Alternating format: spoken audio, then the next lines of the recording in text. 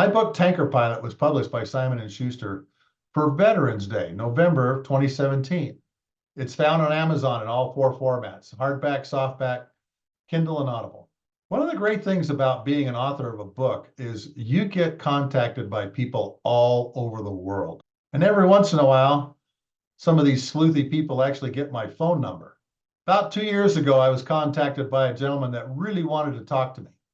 Sent my number to him. We talked for 2.5 hours on the phone.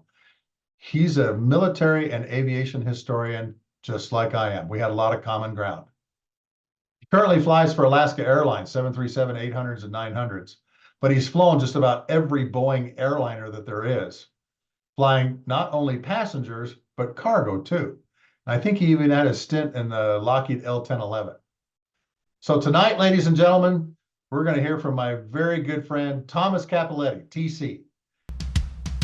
Grab an adult beverage of your choice, sit down, strap in, and let's begin the Lessons from the Cockpit show. To the Lessons from the Cockpit show, and today we have Mr. TC Cappelletti with us. How you doing this morning, TC? 10 feet tall and bulletproof, Sluggo, ready to rock and roll here on Lessons from the Cockpit. TC and I go back a little ways, don't we? Well, you're far wiser and smarter than I, but yes. Oh, okay. Don't know about that, but I appreciate the words. Thank you. So, tell us who you are.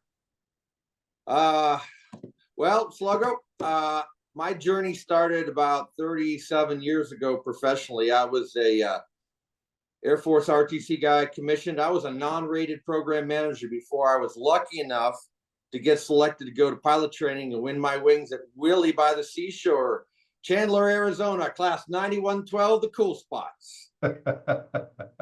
And flew the mighty C-9 for better part of 9 years in the Air Force. At the same time, I went off and found employment as a civilian airline pilot. So I've been flying professionally since 1991, a little over 20,000 hours, about 3 or 4 type ratings. That and $4 will get you a cup of coffee. But it's been an interesting journey. And knowing that you've got your podcast, I thought I might be able to share a little bit with your audience. And you and I have talked about this before. So tell everybody what programs you manage, what an Air Force program manager is, and what kind of programs you are managing. An Air Force program manager, former 2724, now 63XX. I was the developmental test manager for this beautiful airplane, call sign Opus, a Combat Talon II MC-130H. Lieutenants should never be program managers, but I was. Area B, Wright-Patterson, 87 to 1990. And I helped manage the development of this special ops platform at both E-Systems in Greenville, Edwards Air Force Base on the developmental test side, and other locations we don't want to talk about today. But the Combat Talon is the world's premier infill, exfil, covert platform based on the C-130H model with a very functional TFTA radar in the nose, satellite communications, QRC 1402 jammers, and an ALQ 172 defensive system. So I did that for 3 years. That helped me to escape the gulag at Wright-Pat and go to flight school. So I'm very grateful to Denny Borsick for cutting me loose. All right, now tell them what the C-9 is, because it's got a really unique C-9. mission. I don't have my C-9 model with me. It's up on the shelf here. So if you give me a second, Sluggo, I will go grab it. Stand by. Go grab it.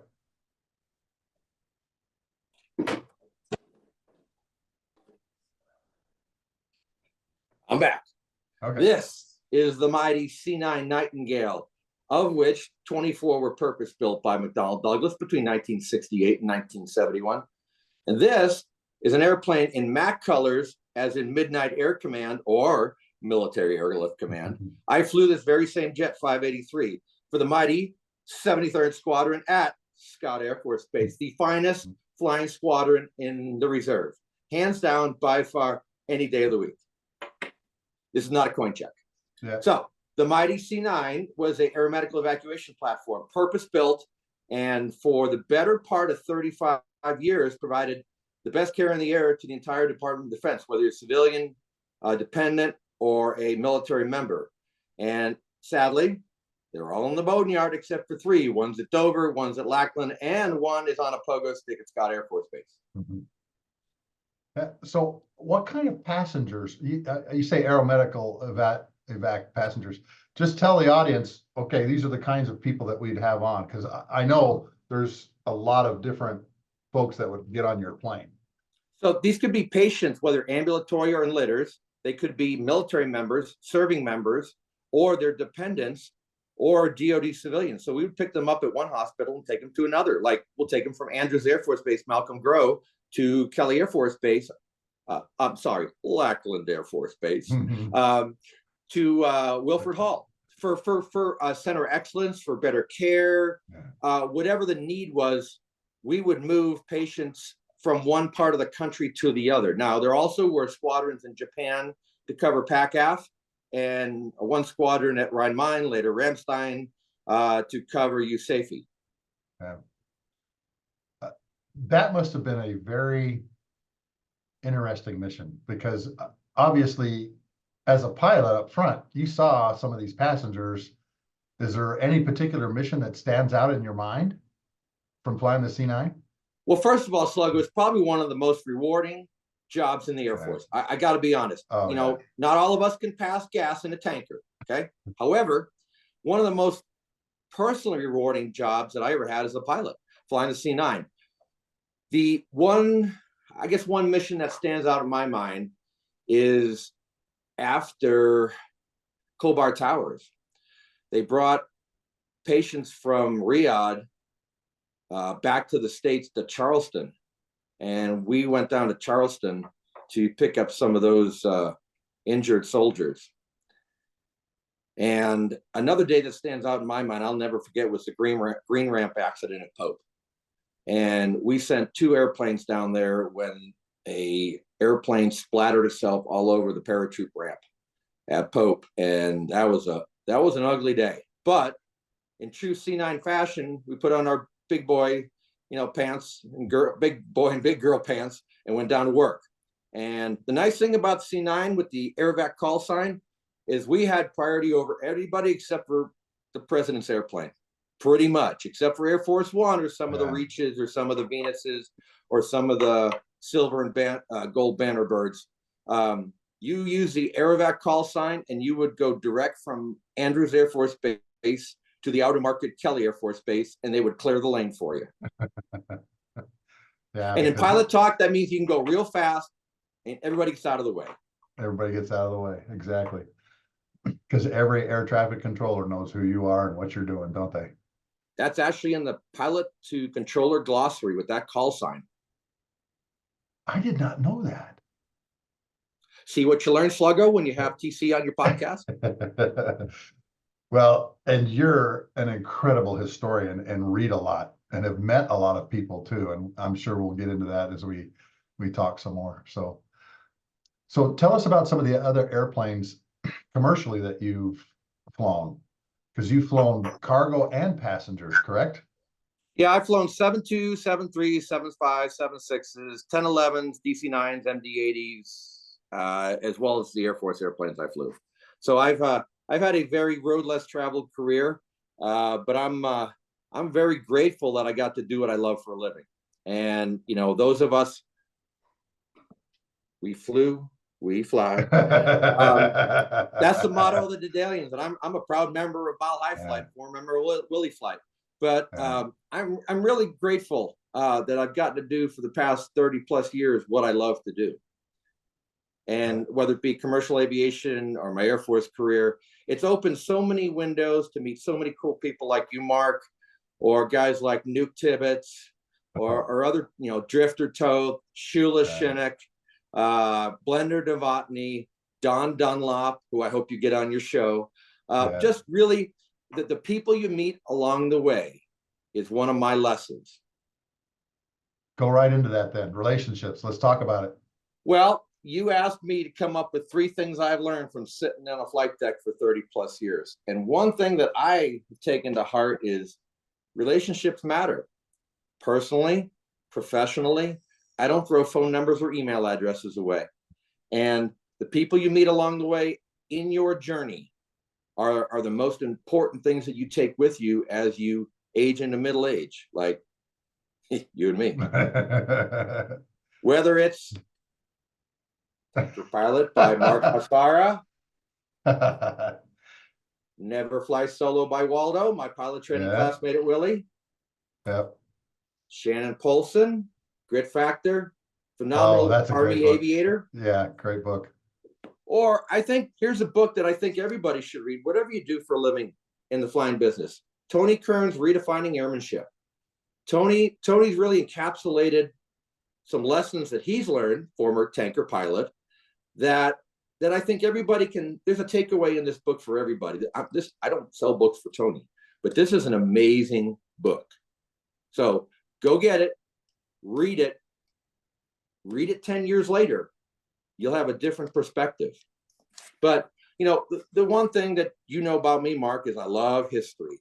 And I've got my collection of signed books back there from Gunther Rahl and Paul Tibbets II, and Sluggo, and Waldo, and Vic Viscara, and, you know, some really luminaries of the aviation business, civilian and military. I got a signed book by Eddie Rickenbacker up there.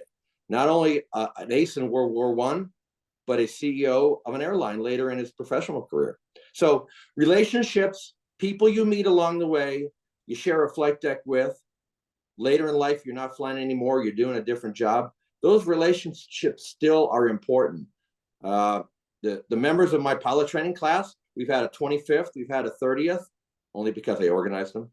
But, you know, they're still my go-to friends. My buddies from my C-9 squadron that I flew with for 9 years, still very good friends. And I think that's one very important lesson that people in our industry can learn. And that lesson morphs as you get older. Now I'm looking back because I've got less years in front of me than behind me. So I look back to the people I flew with and the lessons I learned. Good, bad, ugly. But still, there's lessons that you learn. That the old joke is you got a helmet bag that's empty when you're a lieutenant, and you put tricks in it over time. Well, the same thing in the airline business. You're a young FO or a flight engineer at some point in your career, and you learn things. You put them in your flight bag. Sooner or later, you will start taking those tricks out. One dark night when it's stormy and your fuel system doesn't work, or electrical generator drops offline, or whatever.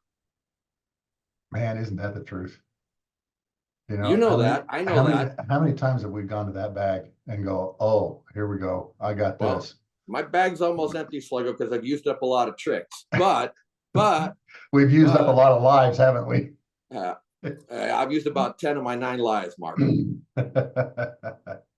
So I think that's one of the biggest things that your audience can take away. Whatever age you are, whatever industry you're in, whatever you're flying, whatever you're doing. If you're a lieutenant right out of pilot training, or you're a brand new FO at Delta Airlines, there's keep learning.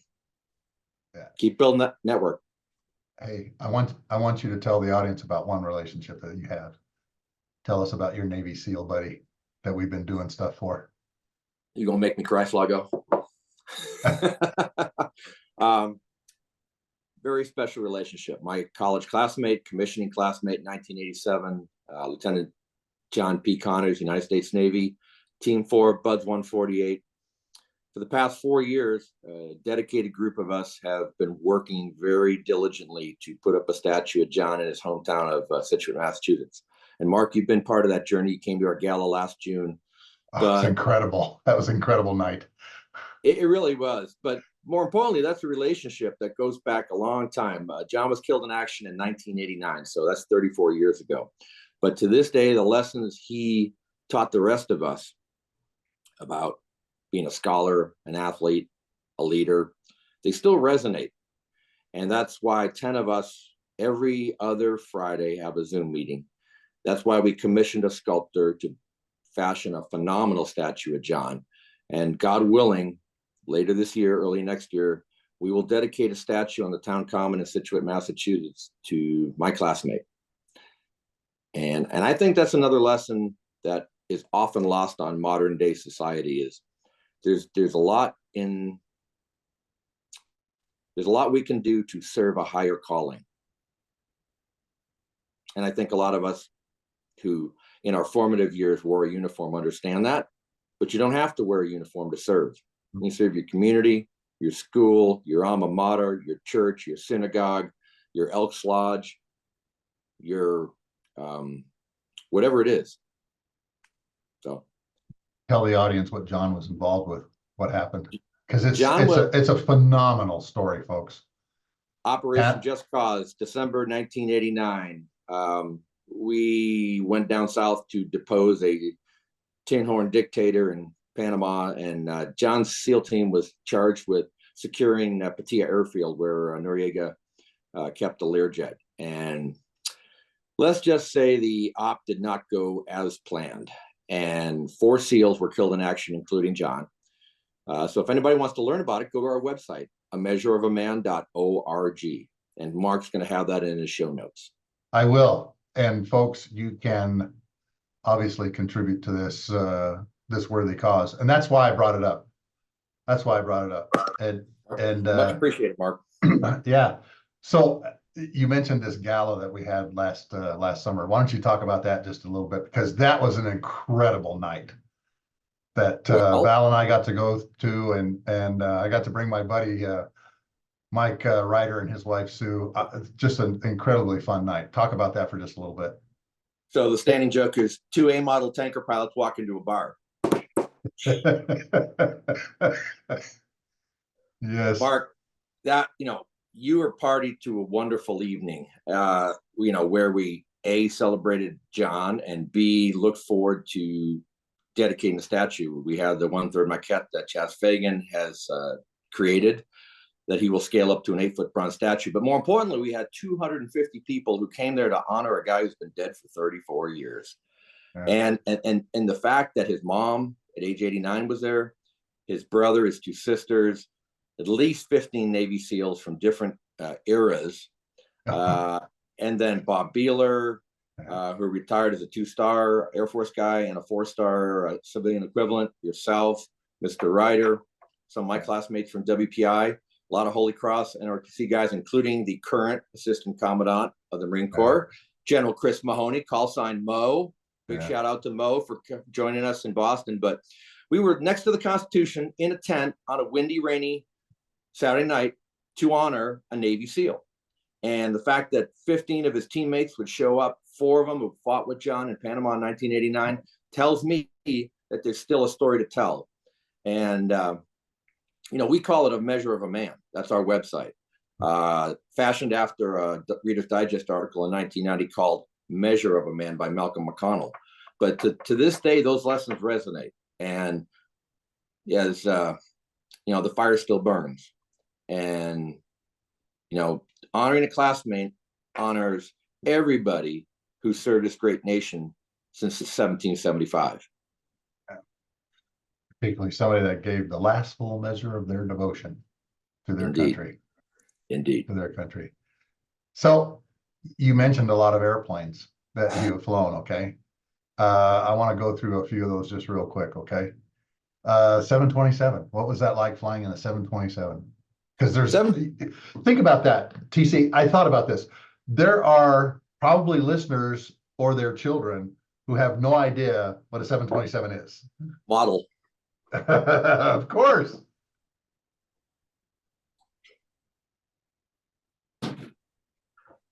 This is the mighty 727-200 in the colors of Express One Airlines. Beautiful airplane, first built and certified in 1963. 2 pilots and a flight engineer. Yes, a flight engineer. Sluggo, you had a flight engineer on the tanker. However, modern airliners, no flight engineers left, unless you fly up in Alaska on a DC-6. True statement. So this is a 7-2. I flew 2 out of 3 seats, engineer and first officer. Didn't make it to the captain's seat for the trifecta.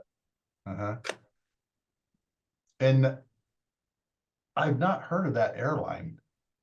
What? Where were you based out of? What did you? Express One had a contract with the post office in Indianapolis. Call sign Longhorn. Oh, Following the mail back in the day when Emory had a global contract in the U.S. and then 3 or 4 yeah. carriers did the work out of Indy's hub and spoke to different parts of the country: San Juan, Boston, Seattle, parts south, parts, pretty much the whole CONUS. But yeah, Part 121 non-sched, no scheduled airline, not like Delta, United, American, TWA, Eastern, Pan Am. Yeah, I'm going back in the history books. Yeah. So mostly passengers or mostly cargo? I flew passengers on the DC-9 in Atlantic City, and then I flew mail on the 727. Okay, got it. So hopefully your audience has now learned what a 727. Yeah. Because they've retired how long ago? There's some still out there, onesie, twosies, but no air carriers use them. There's still some cargo airlines that have a couple, but they're pretty few and far between. Okay. Pretty much. Interesting. And then you mentioned L-1011s, Lockheed L-1011s. So you've gone from 727s, you went to a big airplane, a wide body airplane. Yes, sir. Which airline were you flying with that? Model time. Of course.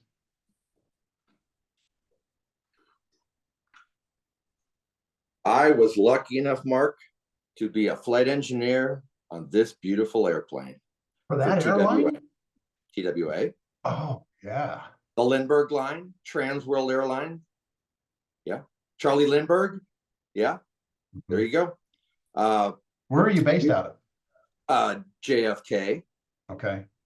Beautiful Idlewild before it was called JFK. Fantastic airplane. 1973 Cat 3 airplane. Mach 9.0 capable. She would cruise at 9.0. You pour the coals to it. Wow, I didn't know that. For your listeners, that's 9/10 of the speed of sound. So you're booking across the ground. You're moving. Okay. If you would wheel out of Los Angeles, headed for Boston, pour the coals to it, you'd be there in about 4.5 hours, maybe 5. Wow. I did not know that. There is one left flying in the world. She's owned by Northrop Grumman, called the Stargazer, former orbital ATK bird. I had the distinct pleasure of sitting in her about 3 years ago. It was like getting in your first car. It was wonderful. Was it? Yeah. That up must in have Mojave. been fascinating. Yeah. It really was. So did you fly mostly US routes or did you go overseas a lot? Nope. By the time I got to TWA in the 1011, it was all domestic. San Juan and Santo Domingo, and Hawaii, but that's pretty much. So okay. So tell everybody how much fuel that thing holds, because it had some legs on it. A lot. TWA had 3 versions: the -1, the -50, and the -100. The -100 was a heavyweight international bird. ETOPS Cape, well, not ETOPS because it has 3 engines, but honestly, Mark, that's so long ago, I don't remember how much fuel it holds. It had 3 fuel tanks. I remember that. Okay. Yeah. That information is perishable, Mark. Yes, it is, isn't it?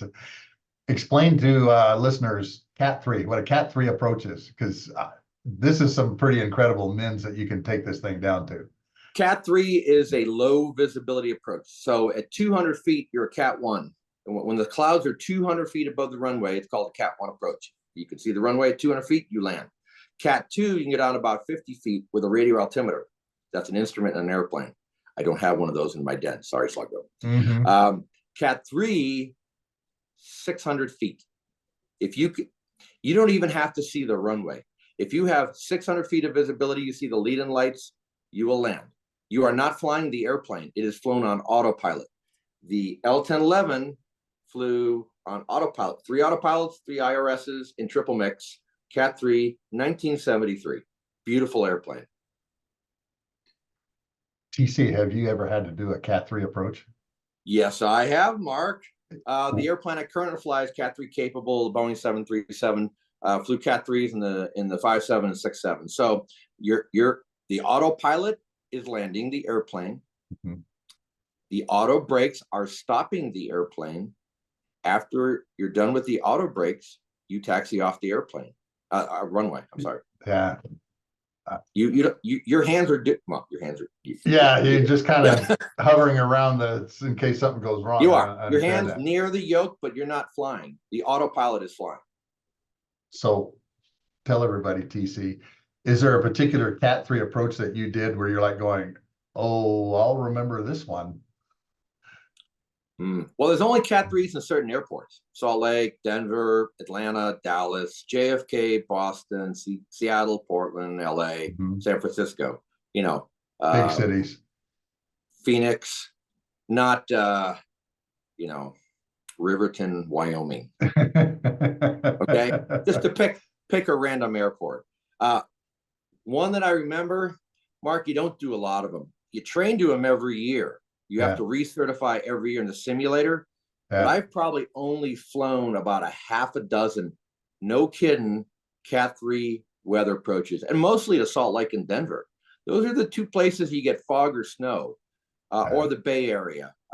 Seattle once in a while, but I'd say a predominant number of them were at Salt Lake or Denver. Interesting, since I'm on the approach path to Salt Lake City here. Now, obviously, the airplane has to be certified, but so does the airfield. Talk about what the airfield has to be certified to do Cat 3 and the type of instrumentation and lighting they have to have. I'm going to preface this by saying I don't work for the FAA, but the ground equipment has to be certified and checked and flight checked. The airplane has to be certified and the pilots have to be certified. So you got 3 levels of certification. The ground equipment, you got an ILS, but the ILS has to be precise enough to fly an approach to 600 or 700 feet RVR, runway visual range. There's 3 things called transmissometers on a runway: rollout, midpoint, and approach end. So those transmissometers feed you the RVR. If you have RVR greater than 600, greater than equal to, you can land. Less than 600, no landing. No, you can't land. You go somewhere else. Yeah. You go missed approach and you go wherever your alternate is. And see, that's one thing. And all of my years of flying, particularly on the airlines when I'm going somewhere, TC, I've only been on a divert once. That's crazy? Good. That's good. Yeah, it was going into, believe it or not, Cedar Rapids, because one of those monster thunderstorms, was going over the top of Cedar Rapids. We couldn't land. We landed in Moline. Moline. Yeah. Quad Cities. Yeah. And the crazy thing was, the pilots told us, look, folks, this storm is moving west to east. So when we land at Moline, I'm going to let you guys get off the airplane and you're going to see an incredible storm. Because he was telling me when I was talking to him, I saw this thing on the radar and it was a monster. Okay. There is nothing like a summer thunderstorm in the Midwest. Exactly. Okay. And watching that gray-green wall coming from the west across Moline, and as flyers, you and I know exactly what that green wall looks like, and all the passengers are going, oh, wow, look at that. The storm's coming. Well, it's like a haboob out in the desert, or whatever they call it, the big sandstorm. You see the wall of sand coming, you go, uh-oh. Batten down the hatches. Yeah. That's, oh, you know what? There was one other time we had to divert. That was going to Rush's wedding. We had to divert to Fort Myers because of weather over West Palm Beach. So twice. Doesn't happen an awful lot, Mark. I mean, flying is safe. It is way safer than driving down I-25 here in Denver. B, we plan based on the weather, the field we're going to, where the alternate is. There is a plan, and we just execute the plan. Yeah, exactly. So talk to the audience. You are now flying 737 800s and 900s that have incredible cockpit displays versus what you started with. Okay. Oh, yes. Back in the day, they were called steam gauges. And we've graduated from steam gauges to EFIS, basically, electronic screens. It's like playing a big video game. And the Max, despite what you read and hear about, has some amazing displays. Now the 7.8 and the 350 have more amazing screens because they're bigger and it's a wide body and they're more modern. But yeah, the transition for us middle-aged aviators from the steam gauge era to EFIS, it can be a challenge, but now all the information is presented in such a manner where it's very easy to assimilate and read and act on. It's made flying so much easier, better, safer. In this country, we have the safest aviation system, despite what you see on CNN. It really is. It's an amazing testament to the people that came before me that built the system, like the Tony Kerns of the world, and even the FAA and the NTSB. We work in concert as a community.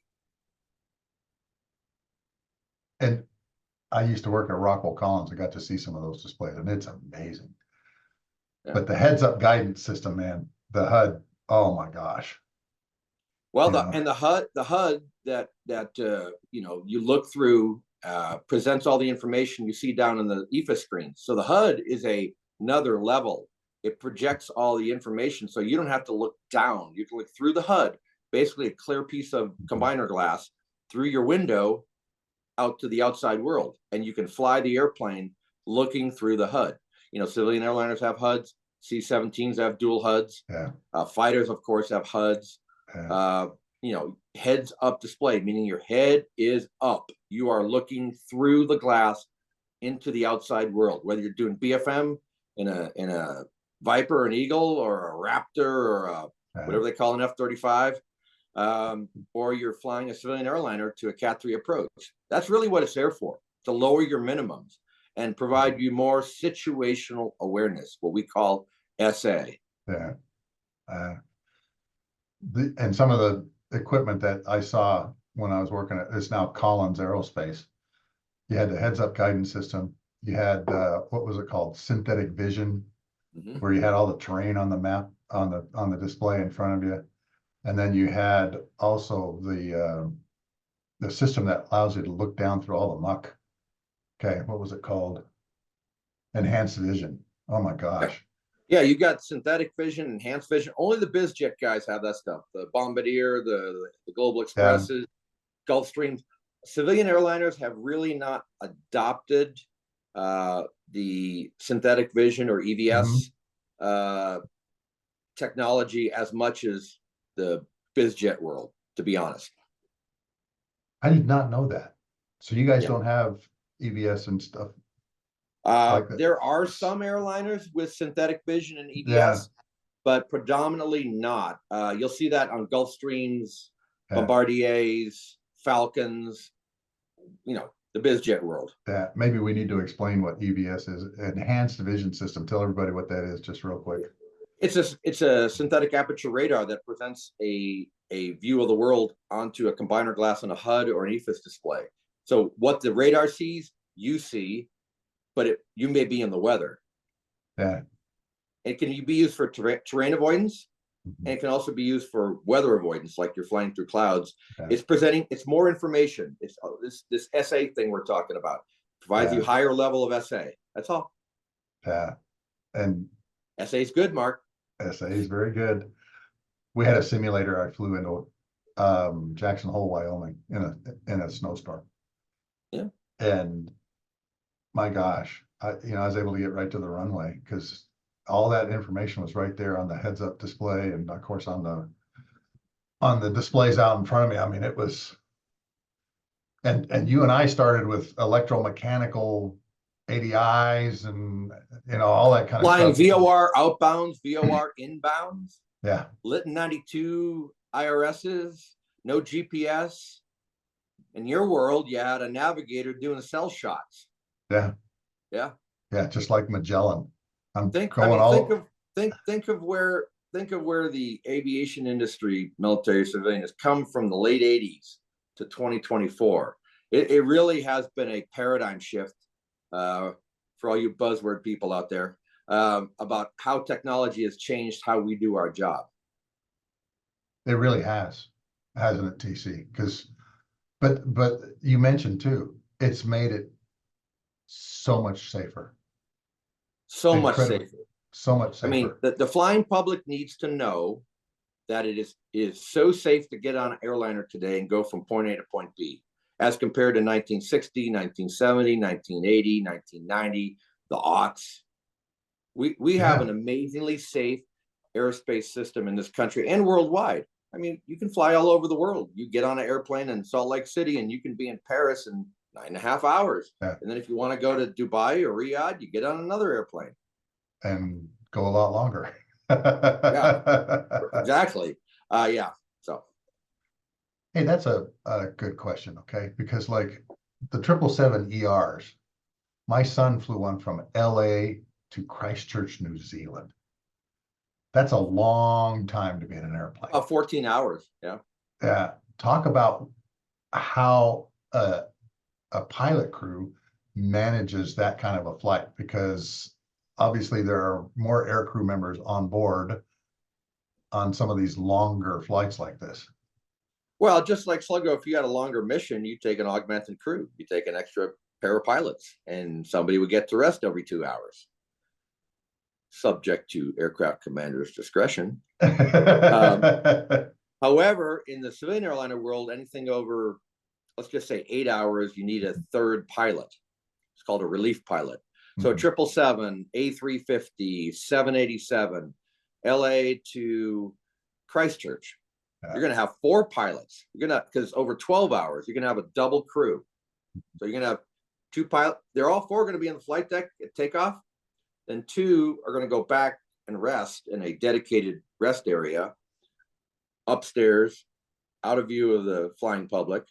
And then they'll trade off every 2 to 3 hours to manage their rest all the way to Christchurch. So everybody's bright-eyed and bushy-tailed flying into Christchurch at whatever time of day it is. And see, TC, I think a lot of people don't understand the physical and mental, I don't want to call it stress, but Creating rhythms. Fatigue that sometimes this causes, because a lot of these guys are flying, guys and gals, excuse me. A lot of these guys and gals are leaving at like 8 o'clock at night and flying through the night and landing in Dubai, at like 10 o'clock in the morning, sun's up, and everything that happens in between, managing the fuel systems, making position reports. You really, really have to be mentally in the game. And I remember coming home from long flights, and I'd be home at like 1 o'clock in the morning, and I couldn't get to sleep till like 3 o'clock in the morning because my mind is still racing. I'm sure that there's a term for that. I don't know what it is, but well, yeah. So the way you manage that is a combination of things: rest, how you plan your rest prior to flying, during flying, after flying, diet, exercise, all those things feed into a well-rested crew on whatever airplane you're in. I mean, whether it's a tanker, a C-17, a C-141. Yes, I'm dating myself. 777, 78, A350, A330. Long haul flying is very different than short haul flying. I mean, I get tired between Seattle and Portland, and that's a 45-minute flight. But if you're flying, let's say you're flying New York to Johannesburg, okay? That's a long way to go. Flight. You have to manage your diet, your rest, your caffeine intake, your attention level. I mean, we all have circadian rhythms. You don't want to be all together when everybody's circadian rhythm bottoms out. Bad things happen. Bad things happen. Yeah, like a airplane stalls over the mid-Atlantic because the pitot system is feeding erroneous information, and the 2 pilots on the flight deck are not interpreting that information correctly, and the airplane goes into the Atlantic. Bad day at the office. Was that the Sao Paulo to Paris trip? Air France. Yeah. And they were dealing with some really nasty weather at the same time too, weren't they? Weather had nothing to do with it. They stalled the airplane at 35,000 feet. Really? Yep. They were getting bad pitot information. Third pilot was taking a break. 2 pilots pulled back on the stick till it stalled. Literally deep stalled, 35,000 feet, went into the drink. Oh, jeez. That's that S8 thing I was talking about. So we'll bring it back full circle. Where are you? What you doing? And what should you be doing? Blue side up, brown side down. Yeah. Yeah. You know, trees get smaller, trees get bigger. You know, back to aviate, navigate, and communicate. Mark, back to your three maxims. And isn't that incredible, TC? Every pilot, every aircrew member knows those three words. Tony talks about it. Does he? Yeah. I've got to go out and get that book because, I mean, when I was going through pilot training, that was one of the first things that we were being taught. Mine is signed. Thank you. I'm a signed book junkie, Mark. You know that. Yeah, he is. And folks, he's got a lot of signed books. He's got an incredible library. But again, it's the same thing. Everybody, I went and talked to a young kid who's a private license carrier guy, you know, flying Cessnas. And I looked at him, I said, aviate. And he goes, navigate, communicate. Even the same maxims, Mark, since Orville and Wilbur got in the Wright B flyer. No kidding. I mean, to today, the maxim are the same. If you aviate, then navigate, then communicate, you will RTB. Yes. Return to base. Yes, you will. Okay. And that's ingrained in our heads, and we go out and we do it. Okay. You and I both have had some pretty incredible emergencies where we went, okay, calm down, aviate, navigate, communicate. Mark, I am lucky. I've never lost an engine or had a major malfunction. My wood in my tanker didn't start burning because of a bleed air duct leak. Okay. No, I am very lucky. Okay. Very grateful. Yeah. And when I shut the engines down for the last time in 5 years, 10 months, and 2 days, I will be hopefully as lucky. Yeah. See, and that's amazing, TC, because, you know, you're flying on an airplane that has incredible engines. The CFM56 engines are just amazing engines. And now the LEAP engines on the MAX are 23% more fuel efficient with more thrust and more reliable. So tell everybody why that is, and explain what LEAP, you know, what the LEAP engines have done for the aviation, particularly the airline world. You'd have to ask the folks at GE and SNECMA. Okay. I'm a mechanical engineer. However, they're beautiful engines. They're higher bypass.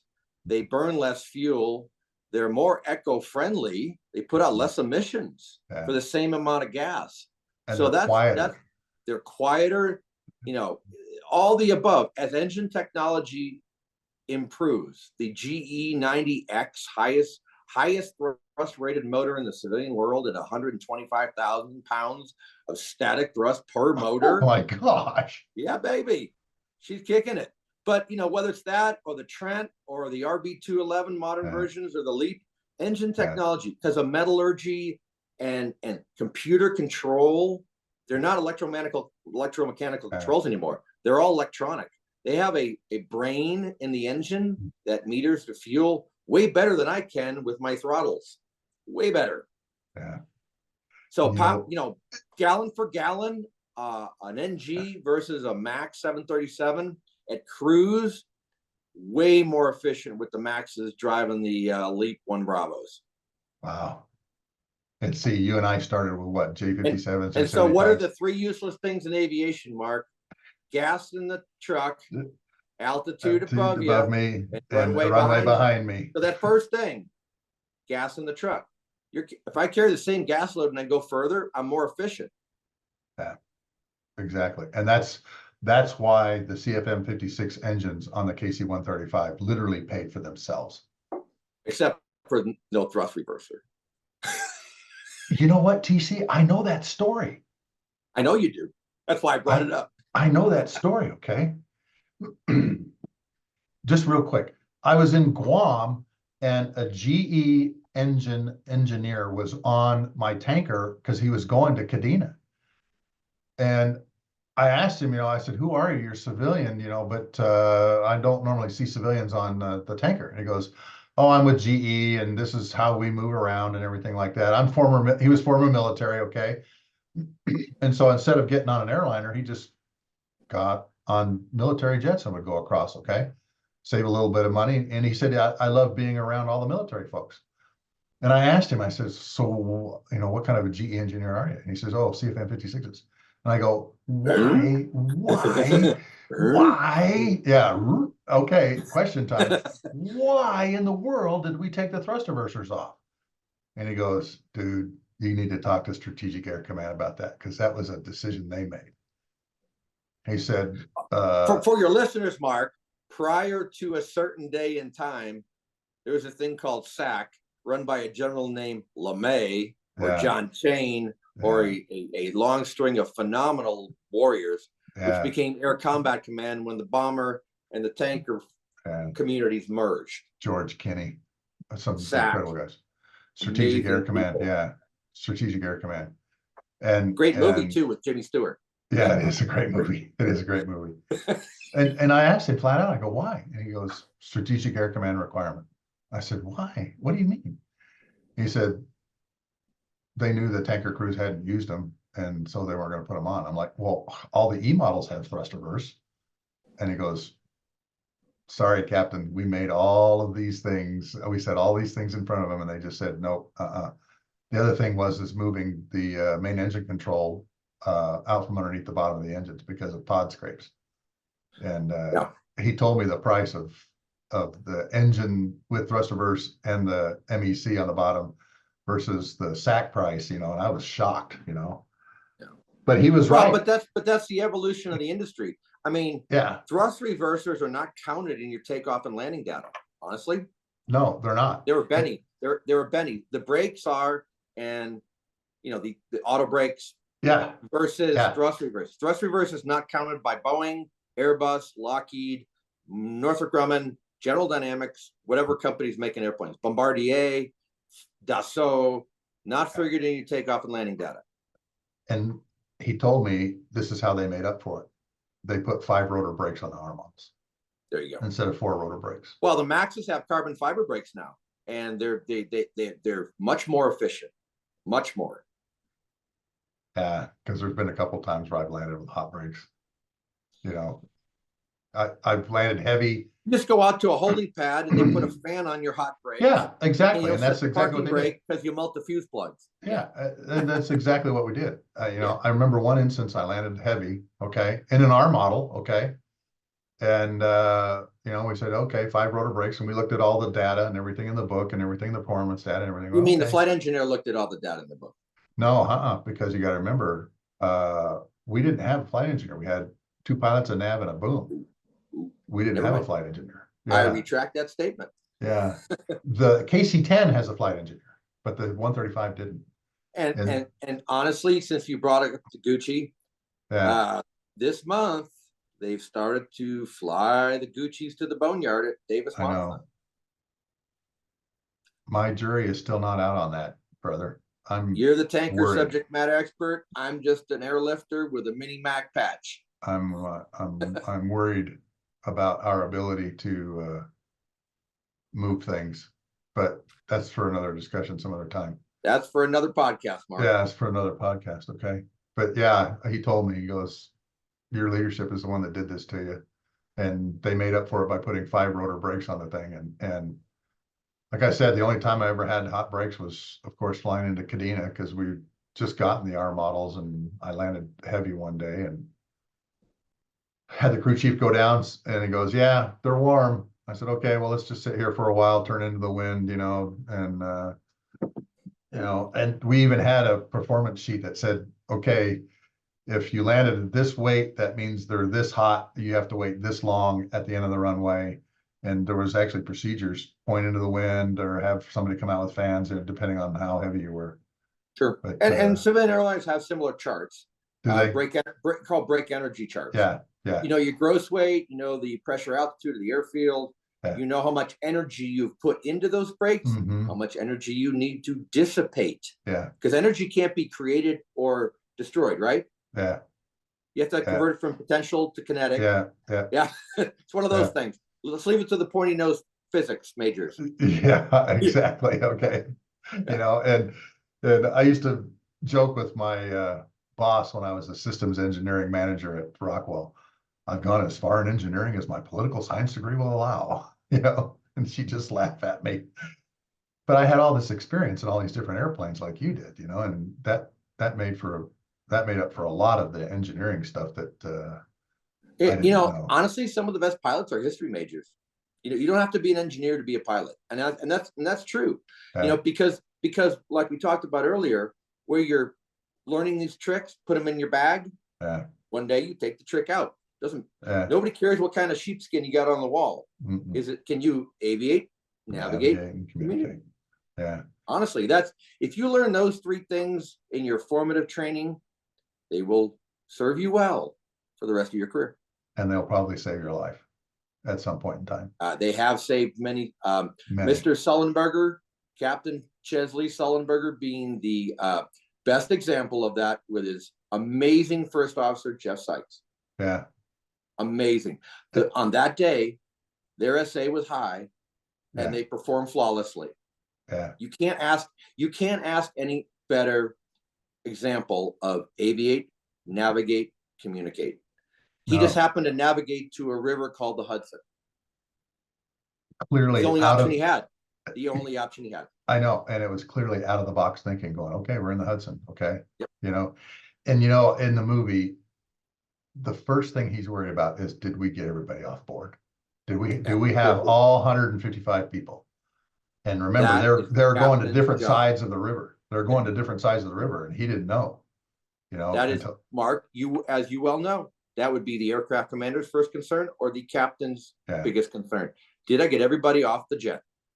Yeah, is everybody off the jet? And remember, he actually went down the aisle to see if everybody's out of the jet, wading through the water. In the cold water of the Hudson up to his knees. And I think it was in like January too, wasn't it? So I mean, it's really cold. Okay, it's cold outside and it's really cold in the water, and he's got it in the airplane, and like any good commander of an aircraft, okay, is everybody off this airplane? I'm going to walk to the back. I'm going to get wet. I'm going to walk to the back. It's going to be cold, but I got to make sure everybody's off.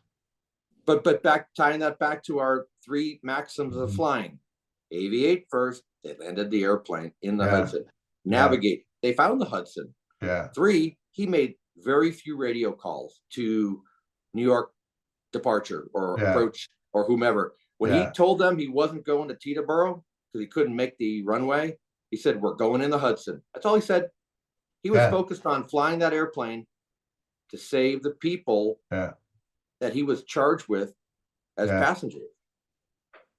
And the other thing about his background too is he's been a glider pilot and then understood, you know, L over D max. Right guy, right place, right time. Great performance as a team with his FO and cabin crew on the evac. So right crew, right day, right time, positive outcome. Hey, you just mentioned something too. Talk to us about how integral the guys and gals in the back of the airplane, the flight attendants, are in what you guys do. Well, and how they fit into that 3 things. Okay. Mark, as you well know, it's one team, one fight. Okay. Meaning everybody has information. Everybody needs to share information, and you have to work as a team. Whether you're the aircraft commander of a KC-135 with 2 pilots, 2 navs, 1 boomer, 1 load, you know, whatever, MEGP folks, or different paradigm, you're the captain, first officer, flight attendant of a civilian airliner. In an emergency, well, day to day, you work as a team anyways, but in an emergency situation, you work as a team at a higher level. Everybody has to share information because somebody may know something that I on the flight deck don't know. Somebody may see something, a panel, smoke, leaking fluid that I can't see, or hear something that sounds weird. So if they share that information, you know, we call it, you know, it is truly a team, Mark, and I can't emphasize that enough. Airline crews in the civilian world that don't act as a team, the outcome will not be as good as if we act, and that's how we train. We train in our annual simulator training. We work together. We actually have a crew brief before each flight. Hi, I'm Tom. Flying time is going to be 2 hours and 43 minutes. Turbulence, not a factor. Weather's good where we're going. If there's anything we can do for you, please let us know. Set the tone. Just like you're taught in, crew resource management, Mark, set the tone. And buying cookies and coffee helps. but all joking aside, it's integral that everybody work together. 6 people have to work together for a positive outcome. Normal flight, not normal flight. Good weather, not so good weather. Going to a big airport, little airport. Doesn't matter. There is information that people have that if we share together, all 6 of us have a positive outcome. And so many people, I'm sorry to say, think, okay, well, you're here to serve me in the back of the airplane, food and drinks and stuff like that, and don't realize the training that even the flight attendants in the back go through. And some of these flight attendants, guys and gals, have been doing it for a very long time. They are there for your safety as the flying public. Yes, they are there also for certain hospitality features, but when you land and need to evac the airplane, they will direct you to the exits. They know where the flashlights are if it's dark. Once the airplane's evacuated, they're going to detail 2 able-bodied assistants. But at the end of the day, like you talked about Captain Sullenberger, the captain is responsible for everybody on that airplane. And, but once again, you've got 6 to, international wide-body flight, you could have 12 flight attendants and 4 pilots. So now you got 16 people working together. So, but as you scale up or down, the communication still is the same. You and I can have a chat, 2 people. You add 2 more people this podcast. We communicate differently, but we communicate the same. If you brought Blender and Drifter and Don into this podcast, they'd all be shooting their watch, but we still be communicating. You and I, as a couple airlifters, be going. But anyways, all kidding aside, it's all about communication, how you set the tone, and how you start the day off and how you end the day. We do a debrief now at the end of the flight. How did that go? Could we have done anything better? Not only between the 2 pilots, but with the cabin crew. And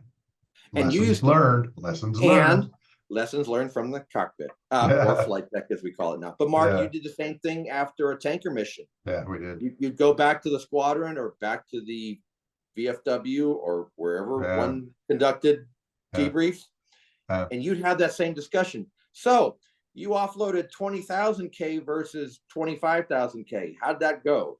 Or, when that 4-ship of Vipers pulled into the pre-contact position, number 2 was a little out of place. How did you adapt?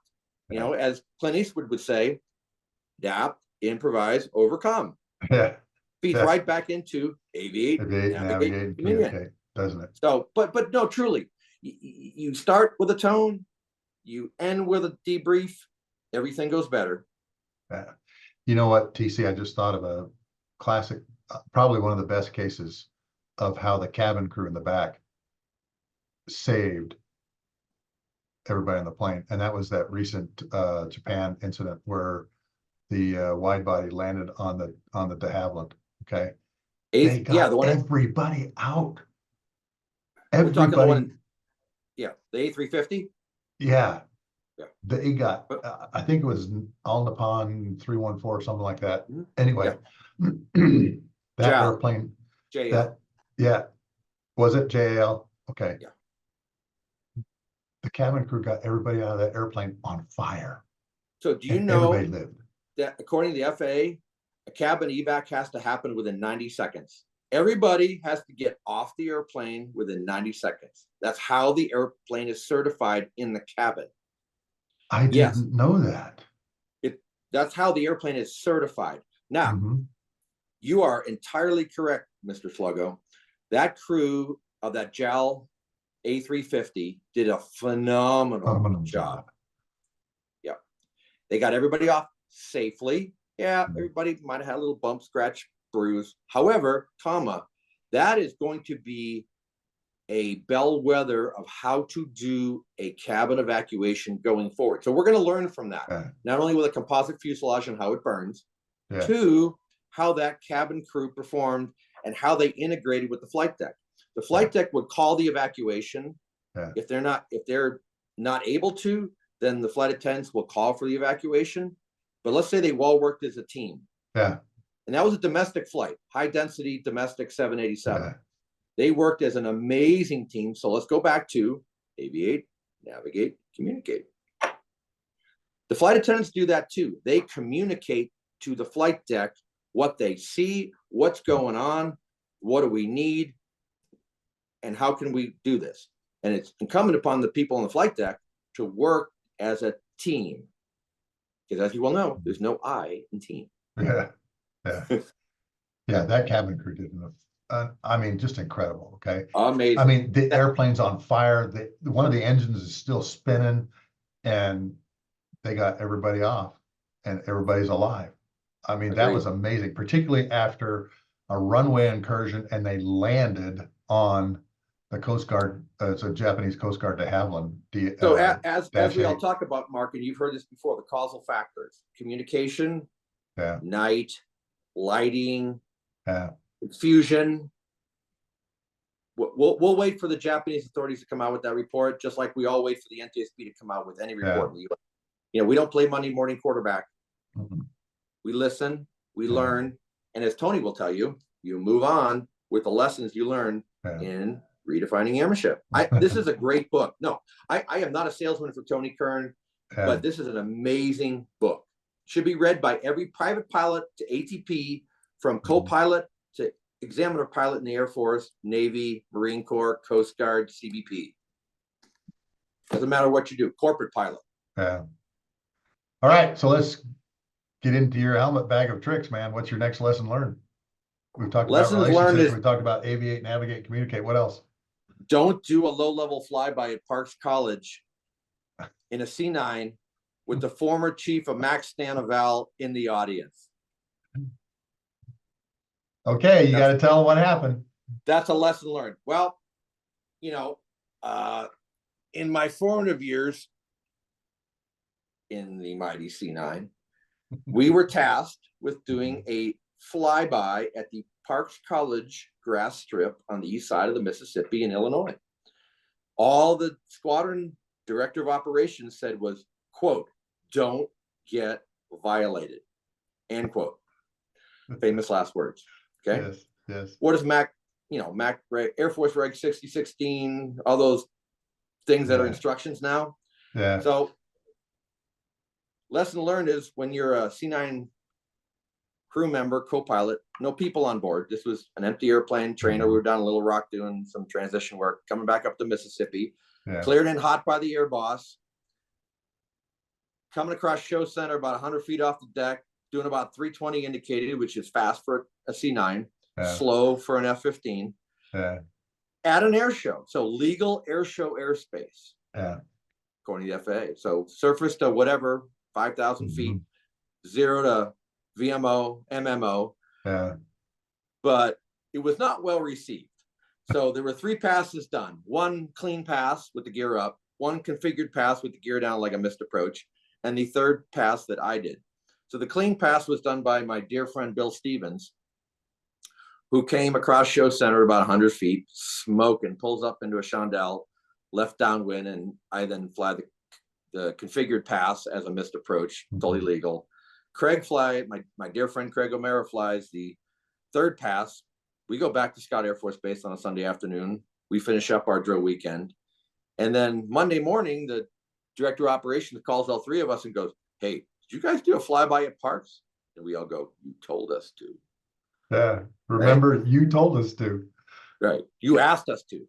Okay. It was part of our flight plan. We filed a delay at Little Rock, then we filed a delay at Parks. Yeah.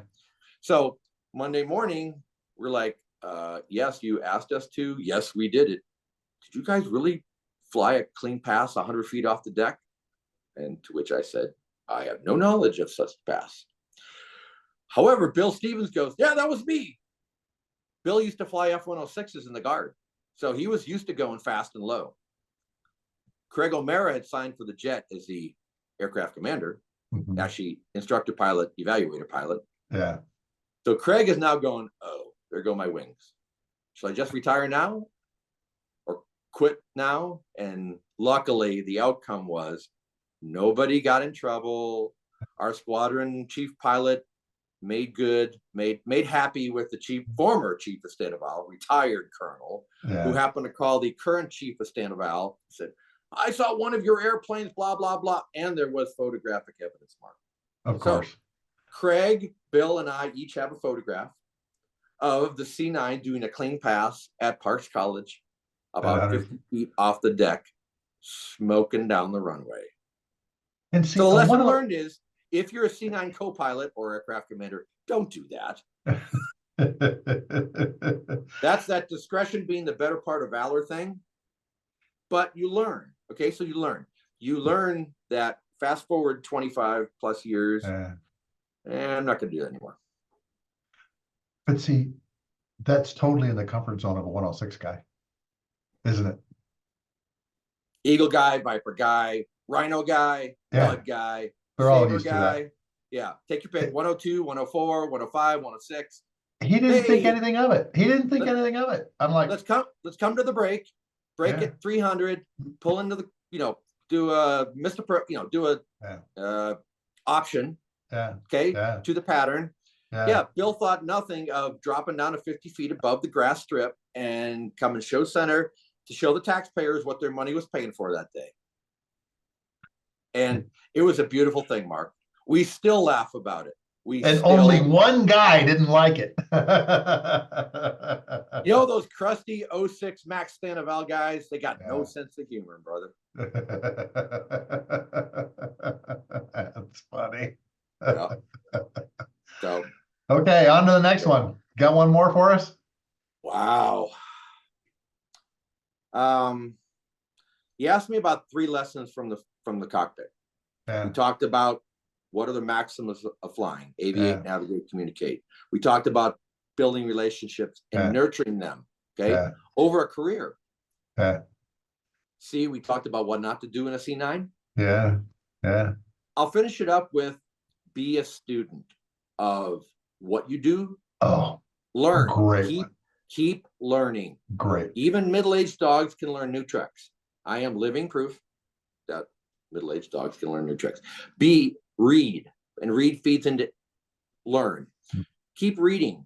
Read stuff that comes out currently, or go back and learn about guys who flew the hump in the Burma China theater, who flew C-54s full of coal to Berlin in the Berlin airlift with Tunner and guys like that. Learn who people like Eddie Rickenbacker, Frank Borman, Tunner, Doolittle, Tibbetts, Gail Kenny, Halverson. Gail Halverson, the Candy Bomber, who's got a C-17 named after him. Yep, I was there when they did it. Oh, I know you were. I was there when they did it. And you made a wall pilot graphic of it. I did. I sure did. You gave to General Minahan. Yeah, I did. With a C-54 Candy Bomber. But that feeds back to be a student of history. Be a student of your craft, and you will have a wonderful career. That's one takeaway I think is important for anybody. Doctor, lawyer, pilot, software coder, whatever. Learn about Grace Hopper. Oh, yeah. Admiral Rickover, for my Navy friends. Read Dick Marchenko's book, SEAL. Learn about the plank owners at SEAL Team 1 and SEAL Team 2. But back to our neighborhood, Mark. Wilbur and Orville. Ben Fulwa. Raoul Lufberry. Eddie Rickenbacker. Wait a minute. Gabby Gabreski. Robin Olds. The Wolf Pack. Still alive with the triple nickel over at Aviano. And the Mighty Eighth. Okay? Absolutely. These are just not names. These are guys that paved the road that we all drive on. And he who fails to learn the lessons of history are doomed to repeat it. The guys that planned Overlord, Neptune, Linebacker 1, Linebacker 2, OAF, including yours truly, Sluggo, in the tanker cell, with Buzz Mosley running the chaos. Okay. Oh, what a great commander. Mark Welsh, Okay. Yeah. Fingers, Goldfein. Yeah. Okay. And modern day, CQ Brown. Now Yeah. the chairman of the JCS wearing a blue suit. But these are names that if you learn about in the airline business, Eddie Rickenbacker, Charlie Lindbergh, Juan Treep, Pan Am. Yeah. Yeah. You Frank learn that Borman. lesson. Frank Borman. Frank, who was the CEO of Eastern Airlines after Yeah. going around the moon in Apollo 8. But Yeah. these are, you learn, and that becomes the fabric of what you do and what you know and who you talk to and what you share and what they share with you.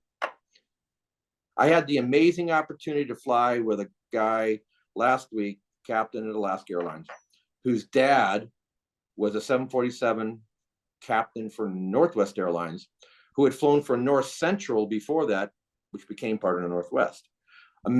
Think about what he saw in his career, what I've seen in my career, and what my dear friend Stephanie Hand will see in her career flying tankers out of Mildenhall for the Bloody 100th. Okay, so that's the spectrum of what we've seen over the past now over 100 years of powered flight. What's the next 100 years going to be? UAVs, UASs, going to go to the moon, going to go to Mars, going to have supersonic transport between New York and Tokyo in 2.5 hours. Well, I don't know. So there you go. And the crazy thing is, TC, people are working on that. Sure, you got Boom, and you got SpaceX. People are working on this stuff. Yeah. You got Blue Origin, and you've got really smart people thinking about 10, 15, 20 years from now. Will we fly carbon fuel airplanes, or will they be electric or hydrogen powered? Blended wing transports, or blended wing airliners. I'm surprised that nobody's built they built a B-2 and now a B-21. However, I'm surprised that nobody's built a blended wing transport, like a huge bat wing transport to fly cargo between East Coast and West Coast and Europe and Asia. I'm really surprised that Boeing, I know NASA's done some demonstrator work, but I'm surprised that nobody's built a 747 size blended wing transport. I really haven't. Is that the next iteration? Quiet electric engines, hydrogen powered, whatever, solar powered, the MIT Project Condor guys flew across the English Channel in a solar powered airplane, Gossamer Condor. That was 40 years ago. What's that next iterative step? You and I will be sitting in rocking chairs on our front porch watching Mark. Yeah. But I mean, just think of the 30 years that you and I've been flying, how everything has changed. Engine technology, flight technology, communications technology, so many things has changed. TPDLC, okay? I can fly across the Pacific and not talk to a controller between the mainland of the US and Hawaii. It's all on a flight management computer via computer pilot data link. You and I used to have to do position reports. Position reports are a thing of the past, Mark. I know, isn't that crazy? Here we are at this point with this much fuel at this time, and we're looking at this one next. But think about the guys who did it in a Connie or a DC-3 or a Neptune or a Privateer or a PBY between San Francisco and Hawaii, flying the null, the dits and the dats and the dashes. Oh, yeah. It's crazy, Yeah. And that's one airplane I would love to get inside of, is a PBY Catalina. I used to see them down in LA as a kid all the time, because there was a lot of people that were flying them still. I want to see a Herc on floats. I want to see a Herc on floats. I don't know about that one, brother. No, I'm kidding. Those are from my AFSOC buddies. I just throw it out there. Pineapple. Yeah. During this whole time we've been talking, I kept thinking about something you and I were discussing just before we went to record here. Tell the story of Urban Drew and how you know him and what kind of guy he was. Well, let me start with saying, for all you Masters of the Air fans on Apple TV, Now you're going to hear a real story of a real warrior. Oh, Not that the bloody 100th guys weren't going downtown Berlin or Bremen or Wilhelmshaven in their B-17s, but they had to have little friends to go along with them. Mm-hmm. And long time ago, 1995 to be exact, I bought a painting of a guy walking out to his P-51 that hangs in my office. I'm gonna pan my camera, Mark, Mm-hmm. show your audience a magnificent oil painting by Les Carter of Ben Drew walking out to his airplane at Boston. Yeah. Ben was a Detroit kid, Air Corps pilot, graduate of Army Air Corps training, came back as a P-51 instructor, and they then flew for the 375 Squadron of the 361 Fighter Group, Badasham 1944, flying this. The Detroit Miss. The Detroit Miss, that'd be Echo 2 Delta _. That's his personal airplane. Detroit Miss, because he's from Detroit. 7 swastikas on the railing. Okay? Canopy rail. Yeah. He was an ace. Over 5, you're an ace. 5 or over, you're an ace. Yeah. But on a wonderful day in October of 1944, Ben was the first Allied airman to shoot down 2 Me-262s over Akmar, Germany. First 2 guy. Me-262s. Yeah. Galan's Pride Squadron, Commando Novotny. Okay, JV-44. So I met Ben through the painting. Got to know him later in life. Was fortunate enough to sit with him and listen to his stories. And what an amazing guy. Mustang driver, P-47 driver off Iwo Jima. Flew DC-3s and DC-6s and 7s in the US. Started 2 airlines in Europe and Africa. Flew Goonie birds up and down the Transvaal to parts of Africa that I've never been to. Later in life was an aircraft broker, but also later in life, well into his 80s, he was an amazing part of the air show circuit. He would be at shows with artwork and signing autographs and having the painting. I didn't know the story behind the painting. Had to go through my dear friend Boom Powell, who wrote a book about Ben called The Katzenjammer Race, and learn more of the story. Once I peeled back the onion and met the guy, I mean, I was in awe. So fast forward to a very cold December morning in 2013, we buried Ben at Arlington National Cemetery with full military honors because he was awarded an Air Force Cross in 1983 in lieu of a 1944 DFC for shooting down the 2 262s. I did not know that. With full honors, caisson, platoon, band, riderless horse with boots backwards in the stirrups, and a Mustang flyby with this very bottle in the back seat of a P-51. We honored an old warrior by burying him at Arlington National Cemetery in Section 50. What does it say on the bottle? What's the inscription on the bottle? Mark, you got pretty good eyes for an old guy. Says, Lieutenant Ben Drew, 10/9/2013, Arlington flyover, P-51, Detroit Miss, by the pilot of the P-51 who did it, Andy McKenna. Huh. And we drank this bottle at the 30th reunion of my pilot training class. Everybody had a drink, and we made a toast to a member of the greatest generation. Yeah. You know, it's amazing. People are really learning a lot about what those guys went through, okay? Because, as you know, they just did the Schweinfurt Regensburg grades, and those were disastrous, all right? Bloody Thursday. Yeah, Bloody Thursday. There's something in there that I'm really glad that they put in, though. The donut gal. Yeah. Do you know the story behind the donut gal? A little bit. Yeah. That's Catherine Spots. It's Tui Carl's Spots' daughter. Yeah. Yeah. She's portrayed by that English actress. Okay. Now, she wasn't with the Bloody 100th, I found out, but she was one of those gals that got up at 4:30 in the morning and made donuts and coffee for these guys when they went out on their missions and when they got back. And Mark, just for your audience, the Bloody 100th is still flying the Square D at Mildenhall in the mighty KC-135R model. They sure are. With the 492, the 493, and the 494. They're neighbors over Lakenheath, the Bolars, Yeah. and they're now F-35s. Yeah.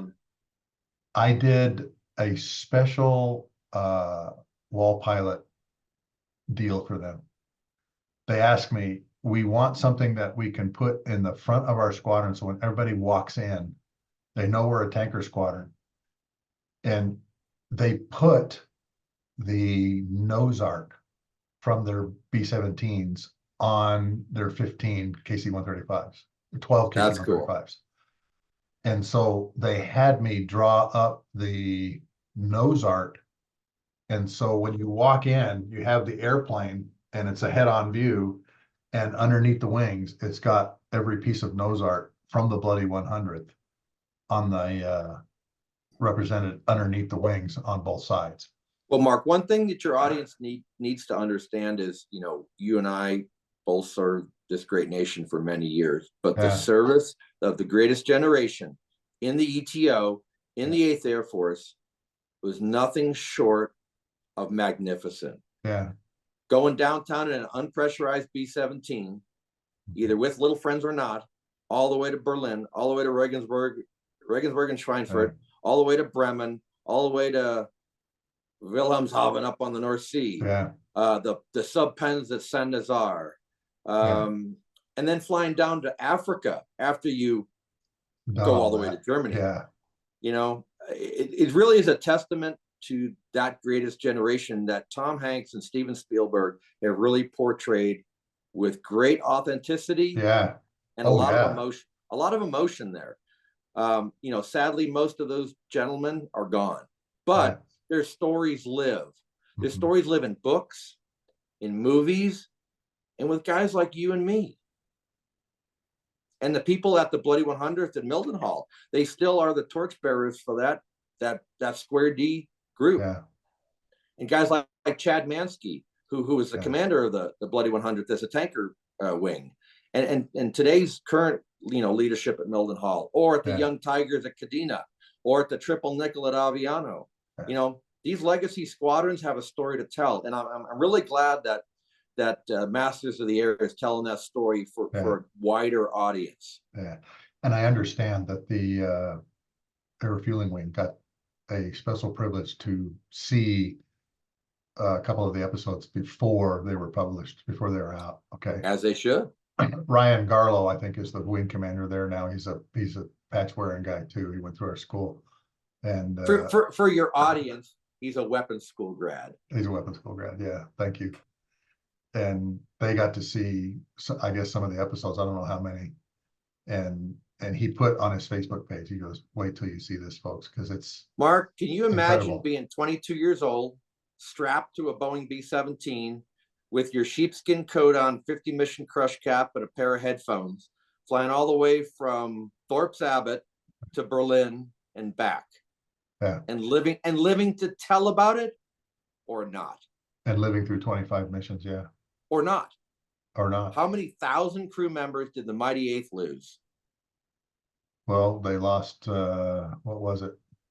600 guys in one raid. Right. You know, how many thousands of?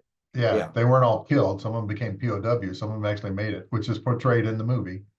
You know, some of the guys made it out. And you always hear in the movie, they always say, you know, there's a parachute, there's a parachute, there's a parachute. Everybody's counting. Okay, how many guys got out? Some guys didn't. And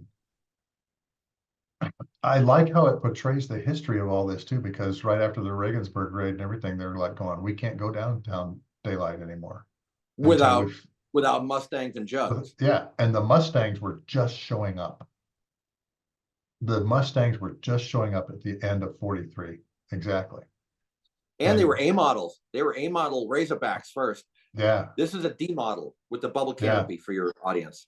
The D model has either a Rolls-Royce Merlin or Allison or Packard supercharged motor. That's why it could fly at 30,000 feet or 25,000 feet and fight the Focke-Wulfs and Messerschmitts all the way to the target, all the way home. Yeah.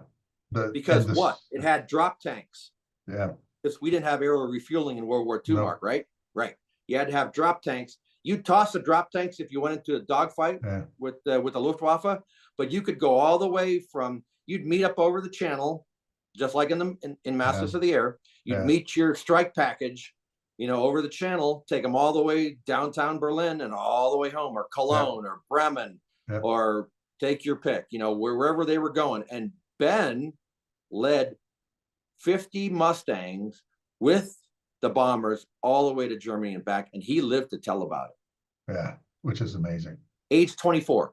Age 20. How many That's 24? how old he was? How many 24-year-olds lead 50 airplane Mustang packages with 2 or 3 or 4 bomber groups all the way to Germany, strike, and then come back? At 24. Amazing. And now, there are tanker drivers at that age. There are Eagle or Lightning drivers at that age. But an integrated force package of that kind of complexity at that age, in the 1944 technology world, truly amazing. My hat is off. Meeting Ben and knowing Ben adds something to the story. Yeah. And believe it or not, his wings, my wings, your wings, same design. You are correct. Oh, I mean, I'm now yours has a star and a toilet seat over it. A wreath. Mine does too. But that wing design goes back to World War I, and the Air Force luckily hasn't changed it yet. Yeah, they have not. And that's that legacy I was talking about. Whether it's the Wright brothers, Ben Fulwa, Rickenbacker, Robin Olds, Wolfpack, Root Pack 6, Mig Alley, all those tanker orbits you set up over the Med and over the Persian Gulf, to Noble Anvil, Noble Eagle. Doesn't matter. That there's a continual thread that you pull, and you will learn some very interesting stories. You will learn about Enola Gay and Boxcar, Tibbets and Sweeney, and the things that they had to do to pull that off. Joe Jabara, the first jet ace. Yeah. Steve Ritchie and Chuck de Bellevue and Jeff Feinstein of the Triple Nickel and 338 respectively. And guys like Rico. Oh yeah. God love him, down in Tucson. Yeah. Driving his Eagle. An amazing guy, amazing American. Okay. And one of the humblest guys you'll ever meet. But that's that continuum. Yeah. To the modern day. I mean, there's kids, and I hate to use the term, out driving Eagles and Vipers and Hogs and Mud Hens and, Lightnings and Raptors, tankers, Mooses. They're doing the same thing, but in a different era. And they're doing it at 24 years old. And Hornets and, whatever else, helicopters and UAVs, God forbid. You know what? The average age of the folks on the flight deck that are launching planes and slinging bombs and fueling the jets and everything like that is 19 years old. So the guys that Dale Brown calls BB stackers, bomb loaders, tanker toads, sack weenies, those guys. I mean, it's an amazing testament to people that raise their right hand and say, "I state your name." Yeah. And go into harm's way. Yeah. And there's no date stamp on that, beginning or ending. It's an empty check mark. You know that. Yeah, it really is. And the P-51 that you've got there beside you too. I mean, that really was the F-22 Raptor of its day. When you think about this was all a the game technology. changer. This was a game changer. Now, people say that the Jug was a stouter bird, better for low altitude casts. But in the day, this was actually the A model was a British design, designed for the Brits. Yep. When she got to the D model with the supercharged Merlin, game changer. 650 caliber weapons integrated in the wing. And, the fact that I actually got to sit down with a no kidding Mustang ace, have a cup of coffee. He signed my book. I got the painting. We put him in the ground at Arlington. It's a great story. And it's a story that doesn't end with Ben, because you and I, all our friends, we're all retired. But there's another generation out there serving this great nation. And whether they're on a carrier in the Med or carrier in the Red Sea or, you know, they're a Raptor wing or a Eagle wing or tanker group or flying for the Corps. There's another chapter to be written, Mark. Yeah, really is. Really is. I got to sit. I was at Squadron Officer School and spent 2 hours on the phone with Robin Olds. And I learned more about leadership and combat in those 2 hours than probably any other seminar I've ever been in. You got his book there behind you? Great book, signed by Christina Olds. Great book. You're a fighter pilot, you need to read this book. Yeah. Bolo, yeah. Linebacker 1, Linebacker 2, Fighter Suites up Route Pack 6. Yeah. Great book. So I've got Robin over here on the corner over here. I've got Adolph Galland's signature on a picture of him over here on the other side. And if you haven't read his book, The First and the Last by Adolph Galland, that is probably one of the best books you'll read from an enemy commander that you'll ever. Oh, another incredible guy. Gunther Rahl. Signed book. Yeah, he lived to a good old age too. He did, and he helped create the modern day Luftwaffe. Yeah. Yeah. Post-war, when we all became friends, he helped design and lead the modern day Luftwaffe. And an amazing story. Yeah, the Gallands, the Mackie Steinhoffs, the Gunther Rahls, the Erich Hartmanns of the world. You know, on the other side of the fence, from the Olds and the Gabby Gabreskis and the Hub Zemkes and the Don Gentilis and the George Bushes of the world, 41. Yeah. Driving his torpedo plane off the San Jacinto. Yeah. Do you have Mitsuo Fuchida's book on Midway? I do not. Oh, brother. Mark, we could do this all day long. Have you read? That's the other book that I think everybody needs to read, because it's the Pacific enemy commander's view. And he's got his last chapter is his lessons learned, okay? And everything. It's amazing, okay? What did Yamamoto say? We have awoken a sleeping dragon. Giant. That's right. Giant. Awoken and filled him with a terrible resolve. But Isoroku Yamamoto was a naval attaché in Washington in the 30s. Yeah. He knew about the vast industrial might of this nation once it was awakened. Yeah. So there's a lesson learned for modern day leadership, folks. He who fails to learn the lessons of history are doomed to repeat it. So when Indo-PACOM gets a little spicy, I mean, yes, we have a land war going on in Eastern Europe, which I never thought I'd see in my lifetime. Yeah. But once, you know, somebody comes across the Formosa Straits, fights on. Yeah. I'll tell you something about Mitsuo Fuchida. He left Hiroshima the day before they dropped the bomb. He got called to Tokyo for a commander's conference. He was at Hiroshima the day before Paul Tibbets dropped the bomb on it. That'd be called good timing. And then he was the head of the team to investigate what happened. And he's the only guy on that team that didn't die from radiation sickness and poisoning. Yeah. The only one. Okay. And he became a very good friend of one of the gunners from the Tokyo Doolittle raid. They became fast friends, and he became a Christian missionary. You know, and he goes, "Okay, well, now I know why I'm still alive." Well, I'm gonna bring it all full circle for you, Mark. Wearing my Dedalian shirt, talking about the Doolittle Raiders. Yeah, I had the great fortune many years ago to have lunch with the plane captain from Number 6, Bill Bowers, belonged to my Dedalian flight here in Denver, and to sit and have lunch with a no kidding Doolittle Raider. What an honor. Really. So what did you learn from that? What did he, what did he talk about? The most humble, self-effacing guy you ever want to meet. He stuck around and made it all the way to 06, and all this stuff got donated to Andy Park's museum here in Denver called Vintage Aero Flying Museum. Yeah. But Bill Bowers, think about it. Hornet, April 1942. Can we do this? Should we do this? Bull Halsey turns the Hornet into the wind. Okay. Jimmy Doolittle takes airplane number 1 off the flat top.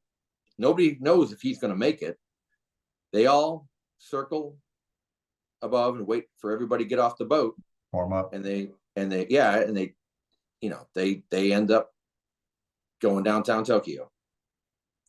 The lessons from the cockpit from that, Mark, are this country is filled with amazing people who are willing to, in a time of war, stand up and be counted. Yeah. Just like you, just like John Connors, just like Yeah. Bill Bowers, just like Robin Olds, and yes, even me. Just you.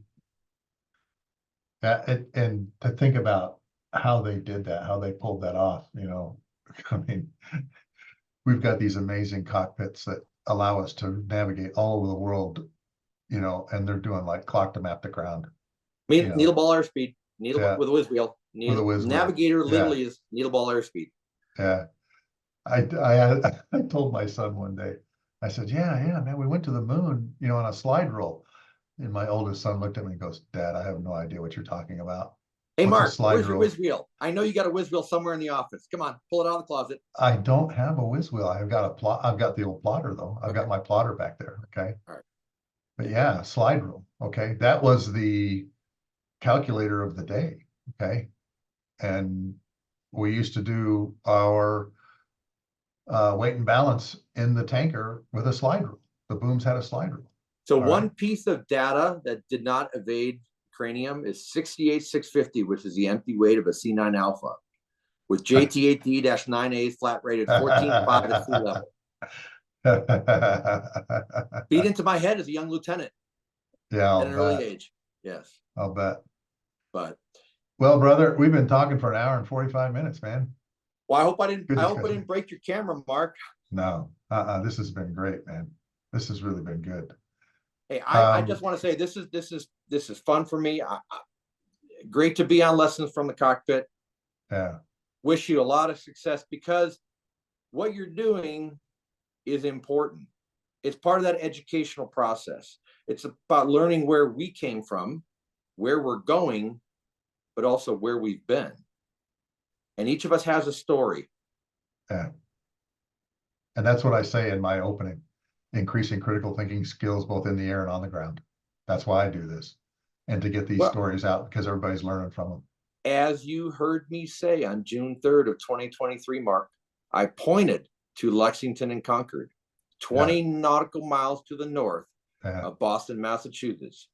And I said, and I quote, that John, my dear friend, God rest his soul, is the logical extension of that Minuteman who grabbed his musket on April 19th of 1775. Yeah. Isn't that the truth? It is.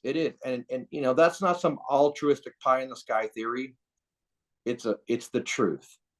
This nation was founded on men and women who are willing to do that. Yeah. And we all know people who have given their full measure of devotion. That was one thing, TC, that I love about the John Adams series. That was, I think, on HBO or whatever, was the portrayal of Abigail Adams. We all think about the founding fathers, okay? But what about the founding mothers and the women that go through all of this, okay? The women, and I've had a number of people ask me, okay, well, you know, what's it like flying with a gal? It's like flying with any other pilot, okay? There's no difference, all right? The jet does not know the gender of the operator. No, it doesn't know the gender of the person sitting in the seat that's flying the jet, flying the aircraft, okay? And I've often wondered, I hope someday somebody will write a book like Ambrose did. Mark, I'm glad you said that. Look, great book. What is it? Valiant Women. Lena Andrews, just read it. It is a library book. Okay. Okay. Fabulous story of the whacks and the waves in World War II. Okay. Fabulous. This is a good book. I highly recommend it for your audience. Yeah. Just finished reading it. It tells that very same story. It is Band of Brothers. It is the Pacific, but it is about the brave women who served this nation in World War II in the whacks and the waves and the Marine Corps and the Coast Guard. Yeah. And think about the things that they did, you know, the WASPs and everything. delivering the airplanes. I mean, you had gals that had multi certifications in aircraft. Another flying great all book. over. Another great book. Who's it by? Erin Miller, Final Flight, Final Fight. Her grandmother was a WASP, Uh-huh. couldn't be buried at Arlington. She got the legislation changed. And her grandmother is now sitting in hallowed ground by the Potomac. Good. Great book. And Good. Erin is a phenomenal American. She changed the world. I saw a picture of President Obama signing that legislation for the WASP and everything. I think, which is Don was there. Yeah, Don was there. Nicole Erin was Kowski there. Erin's in that picture. Oh, is she? Yep. Okay. Her grandmother was, yeah. Yeah, because those women did, incredible things, delivering the airplanes all around and instructing, and like you said, the seat of the airplane does not know the gender of the person sitting in the seat. You know what Paul Tibbets did? What? Okay. He found 2 WASP B-29 crews, brought them down to Florida, put them in a B-29. Actually, I'm sorry, not Florida, Kansas. Uh-huh. Put them in a B-29. They went out and flew around in front of some of the 509th Composite Group aviators. Yeah. Landed the airplane, all got out of the airplanes. Think about the leadership lesson that imparted to the rest of the 509th, whose modern day incantation is the 509th Bomb Wing at Knobnoster. Okay. Yeah. However, by at the time, Colonel Tibbets showing his crews that the B-29 did not care who was flying it, male or female. That imparted a lesson to them that they later implemented off Tinian and Saipan. Really? Little known story. Prior to August of 45. Prior to. Huh. I did not know that story. Mark, come on. I know you're the much better historian at this than I am. No, I'm not. No. But little known use of information, but it's esoteric information. But we've been talking about aviating, navigating, communicating. We've been talking about history, networking, and reading, and there's lessons learned. You can go back. Yeah. Robin Olds and the Wolf Pack disguising F4s as F-105s. Okay, in Bolo, doing sweeps up Route Pack 6. Mm-hmm. The North Vietnamese Air Force comes up, and guess what? They're not F-105. They're F4s. F4s, groomed for MiGs. Bang, bang.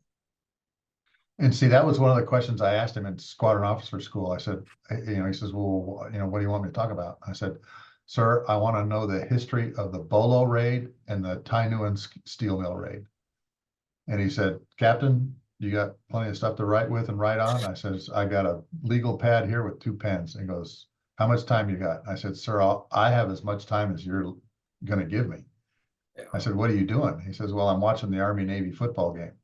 And I says, well, sir, who do you hope win? And he goes, I hope they both lose. But he went to West Point. I know that. And he was as did his father. And he was an All-American football player as a tackle at West Point. Okay. He was.